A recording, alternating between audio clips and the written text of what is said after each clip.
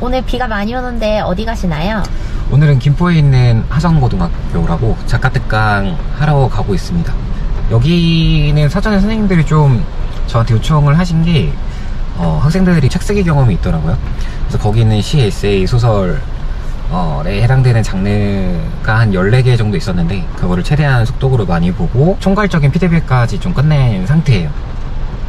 그래서 좀 시나 소설이나 에세이에서 글을 쓰는 것도 되게 중요한데 독자의 감상도 중요하다는 거를 오늘 키포인트로 잡고 작가특강을 하러 가는 거라고 보시면 됩니다. 독자를 염두에 둬야 돼요. 그래서 한 문장 한 문장에도 정성이 있어야 되거든요. 결국 책을 낼 때는. 자, 보세요. 만약에 제가 아버지와 관련된 시를 썼는데 아버지 속성을 이렇게 썼다고 해볼게요. 제가 지금 30 후반인데 우리 아버지는 매일같이 출근하는 뒷모습을 보여주셨다. 이 문장 끌려야 안 끌려요? 이거 안 끌리죠? 왜 안 끌릴까요? 길어요. 길어요. 안 끌리는 이유는 갸우뚱하는 이유는 뭐냐면 그거는 너무 가까운 관계여서 그래요. 보편적인 아버지는 당연히 출근한 뒷모습을 보여주잖아요. 그죠? 우리 어머니는 나를 위해서 싫은 잔소리를 하셨다. 이거 끌려야 안 끌려요? 너무 가까운 관계라서 그래요. 그러면 어머니는 뭐라고 정리하고 있는 거죠? 우리가? 알게 모르게 나를 위해서 어쩔 수 없이 싫은 소리를 하는 사람이에요. 그죠? 여성의 속성도 있고 소녀의 속성도 있잖아요. 그죠? 아버지 마찬가지죠? 그럼 제가 이거 읽어보고 한번 설명드릴게요. 제목, 해맑은 아이. 놀이기구에 시선을 빼앗긴 그를 보고 함께 롤러코스터를 탄 적이 있다. 그는 나처럼 좋아했고 그는 나처럼 해맑았다. 긴 세월 동안 난 아버지를 아버지라 부르며 아버지로 정의하고 있었다. 나 가슴속에 간직했던 해맑은 아이는 까마득히 모른 채 이렇게 한 거예요. 이거 이해되시죠? 네. 근데 이거는 뭐예요? 실제 얘기인데 롤러코스터 탔는데 아버지가 해맑은 아이가 있었다는 거예요. 가서 먼 관계죠. 아버지의 속성을 넓혀놓은 거죠. 그럼 어때요? 끌린다는 거예요.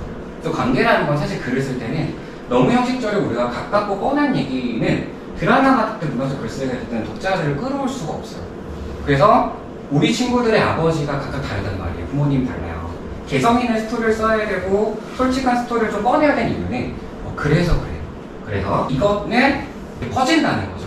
아버지가 나를 슬퍼했다고 하면 저는 해맑은 아이가 가장 기억에 남았는데 아버지를 어루만 생각하고 있던 제게 펑하게 머리를 울리게 했던 글이라는 표현들이 되게 많았어요. 이런 식으로 소비가 되게끔 하는 게 콘텐츠의 힘이다. 글쓰기를 할 때 가장 중요한 점이 어떤 거라고 생각하시나요? 올해 들어서 제가 좀 특이하게 생각되는 게 학생 성인들이 선택하는 장르가 에세이가 많을 줄 알았거든요. 솔직하게 자기 이야기를 푸는 거라. 근데 시나 소설을 쓰는 교육생들이 되게 많아졌어요. 근데 왜 그럴까 이유를 생각해봤는데 시는 좀 함축이 들어가고 소설은 창작 요소가 많이 들어가거든요. 좀 나를 숨길 수 있어요. 그러다 보니까 글로 좀 상상의 잣대를 마구마구 펼쳐놓는데 그런 창의력을 발휘하는 거는 굉장히 중요하다고 생각이 되는데 문제는 독자랑 연결성이 너무 약해요. 피드백을 해보면.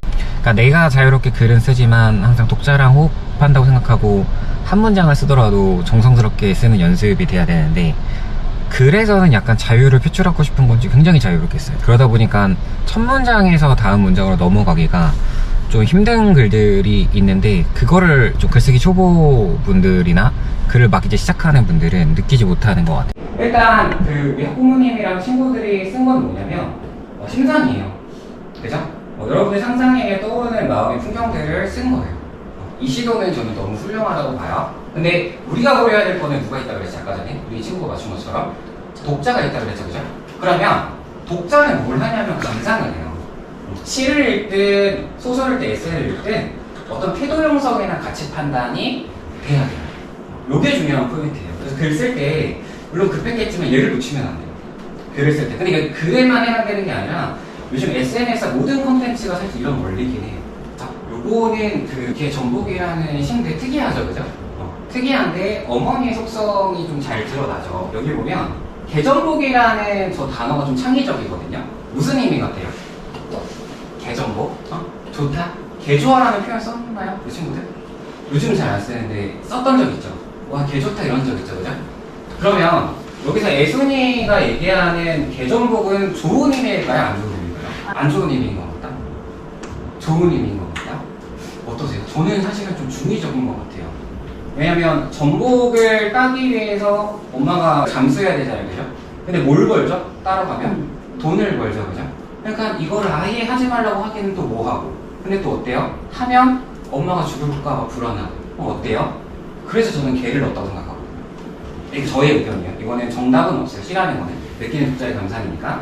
그러면 여기 보면은 전복이라는 뜻은 독자가 생각했을 때는 뭐냐면 정체성인데요. 전복이 지금 엄마의 삶에 담겼죠, 그죠? 돈이 담겼죠? 또 뭐가 담겼죠? 우리 엄마 죽을 것 같아요, 잘못하면. 그죠? 그것도 뭐가 담겼죠?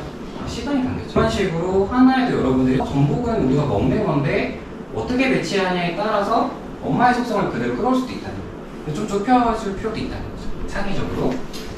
독자가 항상 있다는 걸 염두에 두는 게 가장 중요해요. 그리고 독자가 있다는 거를 염두에 둬야 된다는 건 사실은 말할 때랑 비슷한 건데 글쓰기 역시나 공감이 되게 중요하다라는 거죠. 요거는 고등학교 친구들이 한 거거든요. 고등학교 친구들 쓴 건데 못 쓴 시가 아니고 좋은 시 같아요. 제가 봤을 때. 근데 시에서 사실 이게 절대값이 없어요. 모든 문학적 글쓰기에서는 절대값은 없거든요. 근데 작가들이 얘기하는 지향했으면 좋은 점들은 분명히 있어요. 제가 여기 네모 박스 왜 쳤을까요? 네모 박스 틀린 얘기 아니잖아요. 남들이 앞서가는 모습을 보며 막연한가 불안감이 느껴지는 시간 우리 고등학교 때 충분히 느낄 수 있잖아요. 그죠? 근데 시에서 제가 이거 네모 박스 왜 쳤을까요? 여기 일단은 남들이랑도 저는 살짝 걸려요. 남들보다는 저는 친구가 더 나은 것 같아요. 왜냐면 우리 친구가 어릴 때는 막 보편화시킬 수는 없지만 깨르라 하고 하다가 고등학교 되면 어떻죠? 이 친구랑 저랑 예를 들어서 친한데 제가 컨디션이 안 좋아서 국어 80점 맞았어요. 100점 맞았대. 어떻죠 이거? 기분이? 가깝고도 갑자기 멀어지죠. 표현을 못하게. 그죠? 그럼 친구라고 하는 게 좋은 것 같고 아까 우리 어머니가 얘기한 것처럼 시에서는 이거 막연함과 불안감이 느껴지는 거는 독자가 느껴야 되는 거죠. 독자가 느끼기 전에 감정을 미리 써주면 독자는 느낄 게 없다는 거. 그래서 시에서 여백이 중요하다는 거예요. 그죠? 여기는 왜 쳤을까요, 그러면? 요 줄이 걸려요. 성적 따위라는 말 때문에 그래요. 본인의 그 날성 감정이 너무 여기 들어간 거예요. 그죠? 성적 때문에 우리가 스트레스 받는 건 맞지만 어떻게 보면 또 성적 때문에 우리가 버티는 힘이 생기기도 하거든요. 그러니까 독자를 확장해놓고 독자가 느낄 감정을 미리 쓰는 거는 좀 지양하는 게 좋다. 그죠? 그러면 우리 요것도 미리 찍어볼게요. 요거. 자, 그러면 얘를 어떻게 제가 좀 바꿔봤냐면 이렇게 바꾸면 괜찮겠죠? 다시 한 거는 손 내밀면 닿을 듯 가까운 친구도 제가 아까 전에 이 친구는 지금 성적이라고 표현했는데 이거를 좁은 문을 앞에 두고 저만큼 멀어진 애로 바꿔버리는 거예요. 그죠? 그러면 이게 좁은 문이 이해되죠? 무슨 얘기인지, 그죠? 우리가 왜 좁은 문 가지고 싸우지? 이렇게 되잖아요. 그죠? 나 다른 분으로 가고 싶은데 또 어릴 때는 친구 따라 강남가도 같이 가고 싶잖아요. 그죠? 그리고 내 꿈 하나 적게 해도 비좁은 공간 같아요. 이게. 그죠? 근데 물뚝 발견한 일기장은 어떻죠? 내 꿈 하나 강하게 펼쳐. 그럼 대비가 나죠?